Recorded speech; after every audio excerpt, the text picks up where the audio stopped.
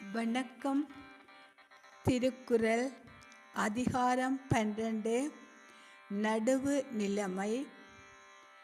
குறள் 112. செப்பம் உடையவன் ஆக்கம் சிதைவு இன்றி எச்சத்திற்கு ஏமாப்பு உடைத்து.